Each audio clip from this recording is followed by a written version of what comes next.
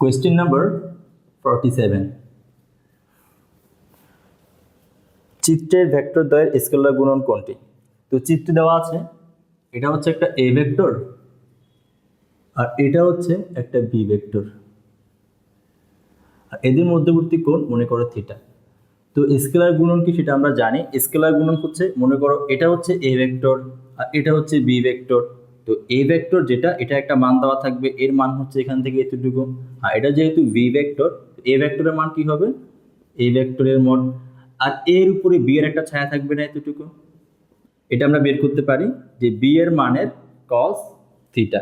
এখন তোমার কাছে দেওয়া আছে একটা এ ভেক্টর আর বি এর উপরে বি এর ছায়া।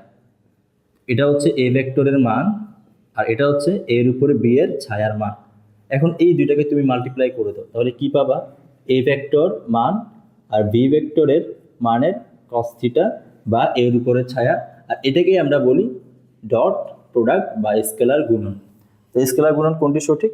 আর শর্ট ওয়েতে এটাকে বলা হয় এ অর্থাৎ এ এর মান, এটাকে বলা হয় বি অর্থাৎ বি এর মান আর কস থিটা। তো আমরা জানি ডট গুণনের সাথে কস রিলেটেড, তাহলে কোন অপশনটা কারেক্ট?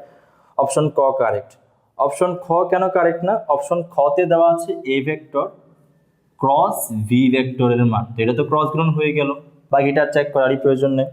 অপশন গতে দেওয়া আছে যে A vector cross B vector, এটাও ক্রস গুণন, আমাদেরকে বলা হয়েছে স্কেলার গুণন। অপশন ঘতে দেওয়া আছে যে A vector dot B vector, তো এটা তো কারেক্ট হতে পারতো, বাট প্রবলেম হচ্ছে এটা দেওয়া আছে এ বি সাইন থিটা, অর্থাৎ এ এর মান বি এর মান সাইন থিটা। কিন্তু আমরা জানি যে ক্রস গুণন হচ্ছে যেই ভেক্টরের মান নিব ওই ভেক্টরের উপর অপর ভেক্টরের প্রজেকশন বা ছায়া নিব, আর যখন প্রজেকশন বা ছায়া নিতে যাই তখন কজ আসে, সাইন আসে না। অতএব ঘ অপশনটা কারেক্ট হবে না, তাহলে ক অপশনই কারেক্ট।